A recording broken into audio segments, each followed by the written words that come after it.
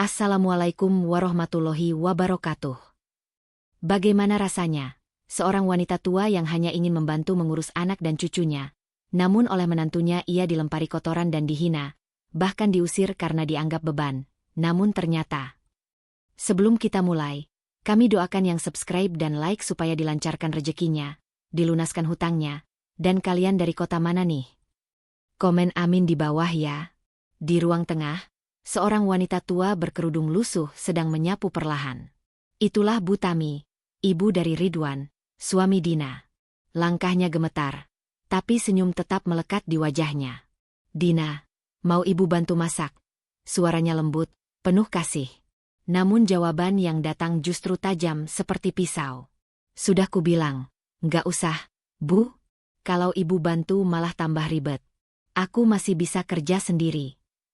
Nada tinggi itu menggema di ruangan sempit itu. Bu Tami terdiam, menunduk pelan. Maaf, Nak. Ibu cuma niat bantu. Takut kamu kecapean. Dina menoleh tajam, meletakkan sendok dengan suara keras. Justru aku capek karena ibu ada di rumah ini terus. Aku ini hamil besar. Bu, bukan buta. Aku bisa ngurus rumah tanpa harus ada orang tua yang terus ikut campur. Hening. Suasana itu menggantung seperti kabut tebal. Suara kipas angin tua di sudut ruangan pun seolah berhenti berdengung. Ridwan, yang baru saja keluar dari kamar mandi, memandang keduanya dengan raut bingung. Dina, pelan-pelan ngomongnya. Ibu cuma mau bantu, kok. Tapi Dina sudah tersulut. Abang selalu belain ibu. Aku ini istri abang, bukan orang lain. Abang pikir enak tinggal serumah sama orang tua yang cerewetnya nggak berhenti. Ridwan menatap istrinya lekat-lekat. Ia tahu Dina kelelahan. Ia tahu tekanan ekonomi dan kehamilan membuat emosinya naik turun. Tapi yang tidak bisa ia pahami adalah bagaimana seseorang bisa begitu tega pada wanita tua yang bahkan tak lagi punya apa-apa selain kasih. Bu Tami mencoba menenangkan suasana. Sudah, Wan. Nggak apa-apa. Ibu bisa tinggal di belakang, nggak usah ganggu Dina. Namun kata-katanya justru memicu amarah baru. Ya memang seharusnya begitu. Kalau perlu ibu cari tempat lain saja, biar rumah ini tenang. Bu Tami menatap menantunya. Ada air mata di ujung matanya yang berusaha ia tahan. Tapi tubuhnya tak lagi kuat menahan gemetar. Dina, ibu minta maaf kalau selama ini salah. Ibu cuma pengen dekat sama cucu ibu. Itu saja. Cucu ibu. Dina tertawa kecil, sinis. Cucu ini aku yang lahirkan. Bu, bukan ibu. Jadi tolong, jangan sok paling peduli.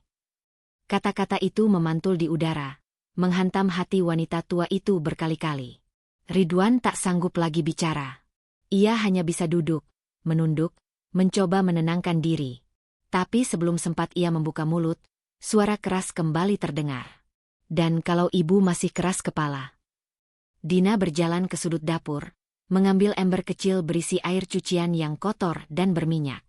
Wajahnya penuh amarah. Aku yang bakal ngusir ibu dari rumah ini sekarang juga. Dina, jangan. Ridwan berteriak, melangkah cepat. Tapi segalanya terjadi terlalu cepat. Air kotor itu sudah terlempar, sebagian mengenai lantai, sebagian lagi membasahi wajah keriput Bu Tami. Wanita tua itu membeku. Tangannya gemetar menyentuh wajahnya yang kini basah oleh air sabun dan sisa minyak. Aroma tak sedap menusuk hidung, namun bukan itu yang membuatnya terisak, melainkan kenyataan bahwa menantunya, wanita yang ia doakan setiap malam, baru saja melemparkan kehinaan ke wajahnya. Dina, suara Ridwan serak. Apa yang kamu lakukan? Aku hanya membersihkan beban dari rumah ini, jawab Dina dingin, menatap dengan pandangan yang menusuk. Bu Tami berdiri perlahan. Tubuhnya ringkih, tapi suaranya tetap tenang. Kalau memang ibu beban, ibu pergi saja. Jangan takut, Nak. Dunia ini luas. Ibu masih bisa numpang di masjid. Masih ada Allah yang sayang sama ibu. Ia berbalik menuju kamar, mengambil tas kain kecil berisi 2 lembar pakaian lusuh dan dompet tua.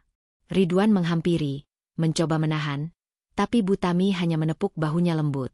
Sudah, Wan. Biarkan saja. Mungkin ibu memang salah tempat. Tapi jaga Dina dan calon anakmu. Ya. Jangan biarkan amarah memakan hatinya. Ia melangkah keluar rumah dengan langkah perlahan. Suara sendalnya yang menyeret di lantai menjadi satu-satunya bunyi yang terdengar. Pintu menutup pelan. Dan setelah itu, sunyi. Ridwan berdiri di depan pintu, mematung. Hatinya koyak. Antara ingin marah dan ingin menangis. Dina, kamu sadar enggak, apa yang baru kamu lakukan? Tapi Dina hanya memeluk perutnya, masih dengan wajah dingin. Sudahlah, Bang. Aku nggak sanggup lagi hidup bareng orang tua yang bikin sesak. Aku mau tenang. Aku mau hidup tanpa drama. Ridwan menatap istrinya lama. Tenang? Kamu pikir ketenangan datang dari mengusir orang yang paling tulus mendoakanmu? Katanya pelan, penuh getir. Namun Dina membuang wajahnya, tak mau mendengar. Malam itu, hujan turun deras. Angin menampar jendela, membawa hawa dingin yang menembus dinding tipis rumah mereka. Di luar sana, entah di mana, Bu Tami berjalan tertatih di bawah hujan, membawa tas kecilnya, mencari tempat berteduh. Sementara di dalam rumah, Dina berbaring di ranjang, mencoba memejamkan mata. Tapi setiap kali ia memejam, wajah Bu Tami muncul, penuh air mata dan luka. Dan meskipun Dina menepis bayangan itu, malam seakan tak mau membiarkannya tidur. Dan di kejauhan, suara petir menggema seolah menjadi pertanda bahwa malam itu, sesuatu telah berubah. Hujan malam itu belum juga reda ketika Bu Tami akhirnya berhenti di depan sebuah musyalah kecil di tepi jalan. Tubuhnya gemetar, bajunya basah kuyup, tapi wajahnya masih mencoba tersenyum di tengah kedinginan yang menggigit tulang. Ia duduk di bawah atap musyalah yang bocor, memeluk tas kain kecilnya erat-erat. Air hujan menetes dari ujung kerudungnya, menyatu dengan air mata yang tak berhenti mengalir. Ya Allah, suaranya lirih bergetar. Kalau memang ibu harus pergi dari rumah anak sendiri, tolong kuatkan langkah ini. Jangan biarkan ibu benci sama menantu ibu. Dia cuma lagi lelah, bukan jahat, kan, ya Rab. Doa itu keluar dengan suara serak, tapi penuh tulus. Di usia senjanya, Bu Tami hanya punya satu kebiasaan, memaafkan bahkan ketika hatinya berdarah. Ia tidak punya dendam, hanya luka yang dalamnya tak bisa diukur dengan kata. Beberapa warga yang lewat menatap iba, ada yang memberi selembar uang, ada yang sekadar memberi tatapan kasihan. Tapi Bu Tami tak meminta apapun. Malam itu, ia hanya ingin satu hal, tempat yang cukup hangat untuk beristirahat, dan hati yang cukup damai untuk menghapus tangisan menantunya dari ingatan.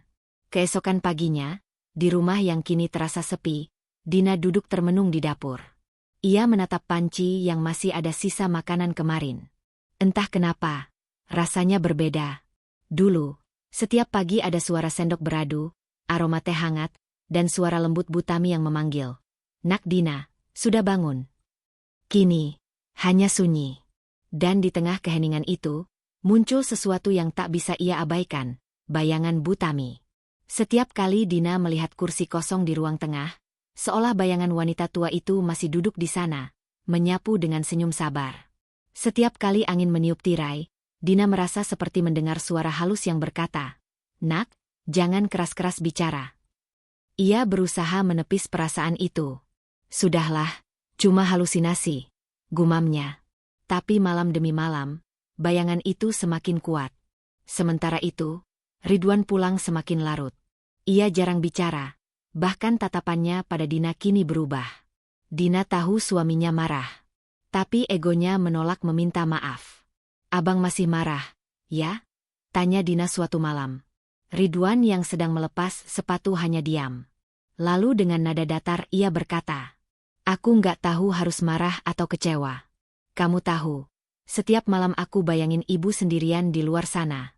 Ibu yang ngelahirin aku, yang doain kita tiap malam. Kamu sadar enggak, Din? Yang kamu usir itu bukan pembantu. Itu ibuku." Kata "ibu" diucapkannya dengan tekanan yang membuat dada Dina bergetar. Tapi lidahnya keluh. Ia ingin membela diri, tapi tak ada alasan yang bisa menutupi kejamnya perbuatannya. Hari berganti minggu. Perut Dina semakin besar, tapi jiwanya semakin gelisah. Setiap kali ia lewat di depan musyalah, Hatinya berdegup tak karuan, seolah ada sesuatu di sana yang memanggil. Suatu pagi, ketika ia pergi membeli sayur di warung ujung jalan, ibu-ibu sekitar berbisik-bisik. Kasihan, ya, Bu Tami itu. Iya, semalam aku lihat beliau duduk di depan musyala lagi. Udah tua, tapi masih bantu bersihin lantai musyala. Katanya diusir menantunya. Loh. Suara itu terdengar jelas di telinga Dina. Langkahnya terhenti. Wajahnya memanas, bukan karena marah, tapi malu. Menantu yang diusir mertuanya. Itulah dirinya. Orang-orang mulai tahu. Dunia luar tahu. Dan yang paling menyesakan, Bu Tami tidak pernah sekalipun membuka aibnya. Semua hanya tahu Bu Tami sedang tidak serumah dengan anaknya, tanpa tahu sebabnya. Sore itu, Dina berdiri di depan cermin. Ia melihat bayangan dirinya yang tampak kusut, wajah bengkak, mata sembab karena kurang tidur. "Kenapa aku begini?" bisiknya lirih. Air matanya mengalir tanpa suara. Untuk pertama kalinya sejak malam ia mengusir mertuanya, hatinya mulai menyesal, tapi lidahnya masih terkunci oleh gengsi. Sementara di musyala kecil itu, Bu Tami masih rutin datang setiap pagi. Ia membantu membersihkan sajadah, mengisi galon air wudu, dan sesekali membuatkan teh untuk para jamaah.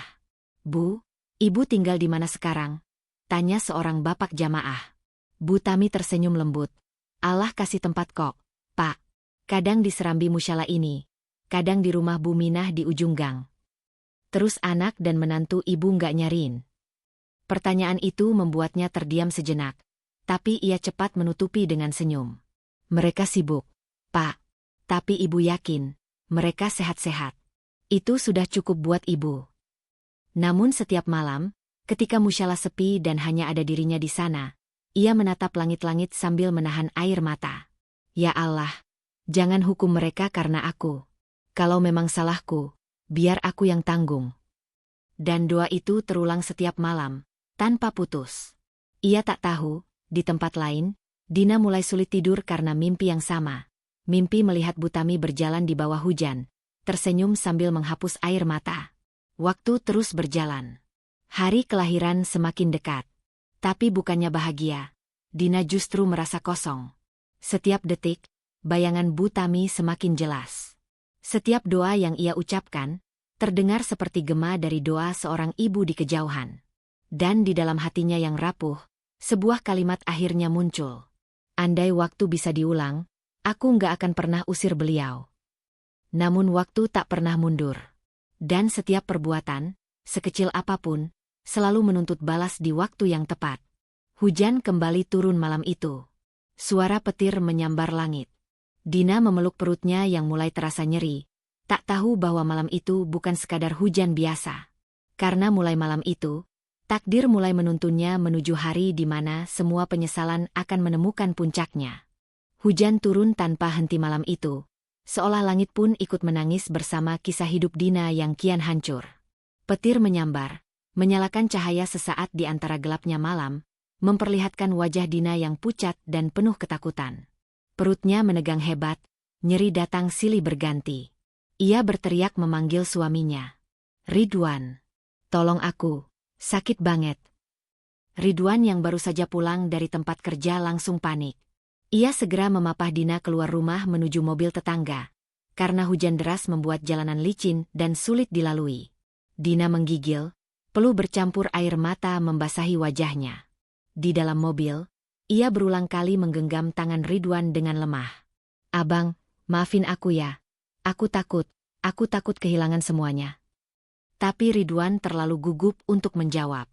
Ia hanya menatap jalan basah di depan dengan rahang tegang, mencoba menahan rasa bersalah dan kecemasan yang menyesakkan dada. Di rumah sakit, situasi semakin tegang. Dina dibawa ke ruang bersalin darurat. Detak jantung bayi terdengar melemah. Dokter dan perawat berlarian, menginstruksikan satu sama lain.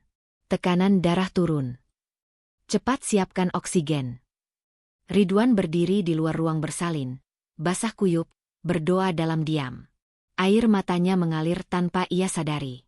Dalam kepalanya, hanya satu nama yang terus muncul, "Ibu. Andai ibu ada di sini," gumamnya dengan suara serak. "Dulu, Setiap kali panik atau takut, ibunya selalu datang dengan pelukan hangat dan doa yang menenangkan. Tapi kini, ia hanya bisa menatap langit malam dari balik kaca rumah sakit, berharap doa ibunya masih melingkupinya dari kejauhan. Waktu berjalan begitu lambat. Setelah hampir 2 jam, dokter keluar dengan wajah serius. Keluarganya pasien atas nama Dina. Ridwan berdiri cepat, wajahnya tegang. Saya, Dok. Bagaimana istri saya? Dokter menarik napas panjang. Kondisinya lemah. Tapi yang lebih berisiko adalah bayinya. Kami butuh keputusan cepat, operasi sesar darurat atau menunggu alami, tapi risikonya tinggi. Tanpa berpikir panjang, Ridwan mengangguk. Lakukan yang terbaik, Dok. Saya serahkan semuanya. Dan ketika pintu ruang operasi tertutup, Ridwan terduduk lemas di kursi tunggu. Ia memejamkan mata, dan untuk pertama kalinya dalam hidupnya, ia berdoa dengan segenap hati.